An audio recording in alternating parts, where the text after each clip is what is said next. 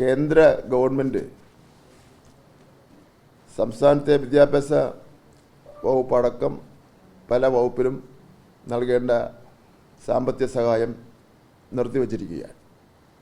അല്ല, ഏറ്റവും കൂടുതൽ ബുദ്ധിമുട്ട് അനുഭവിക്കുന്നത് വിദ്യാഭ്യാസ വകുപ്പാണ്. ഇക്കാര്യത്തിൽ BJPയുടെ ഇടപെടലുണ്ടെന്ന് ന്യായമായി സംശയിക്കുകയാണ്. BJPയുടെ ഇടപെടലിൻ്റെ അടിസ്ഥാനത്തിലാണ് എത്രയോ പ്രാവശ്യം നിവേദനം കൊടുക്കുകയും കേരളം ആവശ്യപ്പെട്ടിട്ട് പോലും രാഷ്ട്രീയ കാര്യങ്ങളാണ് വിദ്യാഭ്യാസ വകുപ്പിന് നൽകേണ്ട ഫണ്ട് നൽകാതെ കേന്ദ്ര ഗവൺമെൻറ് ഇങ്ങനൊരു സമീപനം സ്വീകരിക്കുന്നത്. സംസ്ഥാന സ്കൂൾ കരിക്കുലത്തിന് എതിരെയുള്ള കടന്നുകയറ്റത്തെ സർക്കാർ അനുവദിക്കുന്നതല്ല. ഇത്തരം കടന്നുകയറ്റങ്ങൾ ഇല്ലാത്ത പരിപാടികൾ നടപ്പിലാക്കുന്ന കാര്യത്തിൽ കേരളം എതിർപ്പ് പ്രകടിപ്പിച്ചിട്ടില്ല.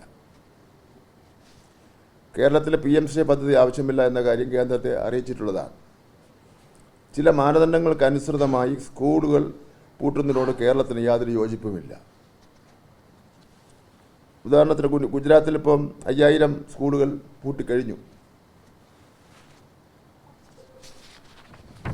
ഇവിടെ കഴിഞ്ഞ ദിവസം ക്യാബിനറ്റ് ഒരു തീരുമാനം, ഒരു എയ്ഡഡ് മാനേജ്മെൻറ്റ് പാലക്കാട് ജില്ലയിൽ പൂട്ടുന്നതിന് വേണ്ടി തീരുമാനിച്ച് സ്കൂൾ അടയ്ക്കുന്ന നില വന്നപ്പോൾ ആ സ്കൂൾ ഏറ്റെടുക്കുന്നതിന് വേണ്ടി തീരുമാനിക്കുകയും അതിന് മന്ത്രിമാരെ ചുമതലപ്പെടുത്തുകയും ചെയ്തിട്ടുണ്ട്. അതാണ് കേരളത്തിൻ്റെ നയമെന്ന് പറയുന്നത്. സ്കൂൾ പൂട്ടുന്നത് കേരളത്തിൻ്റെ നയമല്ല. സ്കൂൾ തുറക്കുകയും പുതിയ സ്കൂൾ ആരംഭിക്കുകയും ചെയ്യുക എന്നുള്ളതാണ് കേരളത്തിൻ്റെ നയം.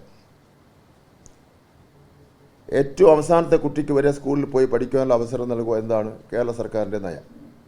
കുട്ടികളുടെ വിദ്യാഭ്യാസ ആനുകൂല്യങ്ങളെയും അവകാശങ്ങളെ എതിർത്തുകൊണ്ട് കേന്ദ്ര സർക്കാരിനെതിരെ കേരളം നേരത്തെയും ഇപ്പോഴും എതിർപ്പ് പ്രകടിപ്പിച്ചിട്ടില്ല.